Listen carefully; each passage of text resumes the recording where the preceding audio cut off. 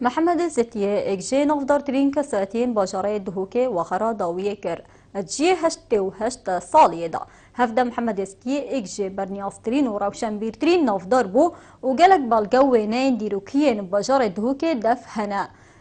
دفه بنود چندین برنامه کانال بادینان صدا به تیرو تسلی بحث دیروکا باجاره دهوکه کریه.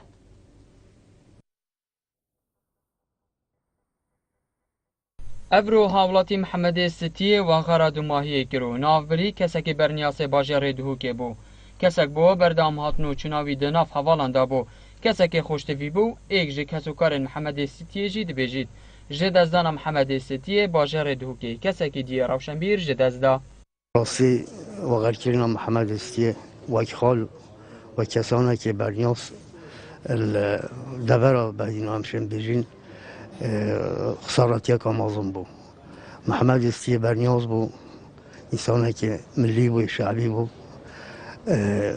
دوستو حوالتوی شمی تخابون شمی توی جابون همشن بجین ابروکه دیار بوش تازیه بالاتی که مازم ده هلتل باجر دهوکه و دیروکه محمد ستیه برنیاز بو که کابرای که انسانه که کریکار بو دما سال 5 نه چه میجیم بر پرس سندیکا که کارت پارزی ها دهوکه خره بود و هر واسه کتی از زندانی دا چند سال هاتی حکم کردن جبر رول اجتماعی کرد پروریه چه میجیم خلک دهوکه همی شاهده که محمد ستیه راسی مروه که پاقش بود هر وسان حوال انوی بحث لجیانا و غرکری کرنو به گهلبونا و غراوی گلک بزار بون وصابو کنال ما لسر و غرکرناوی جید بیجن في أول وقت بيش من جاي هل دف مبون منانوي دائم دف خون نفهم معاملة ويا خوش بو خوش مرو بو والله أبا هيا ما يبو بيشارة بو نتاتس هكا بريج مديتها مرحبا يجالي وقتا كي مطعمها بلدهوكي مبو باست كري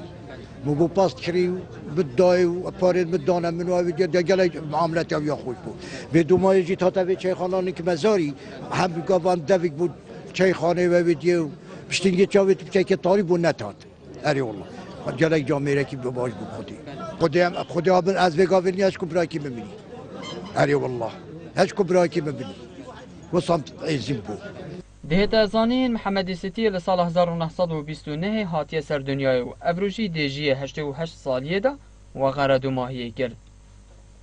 محمد ستیه برنیاسا که پارزگاه دهوکه بو لیدنگ و باسه مرناوی حوالنوی پریشان بون. جه دهوکه بو بادینان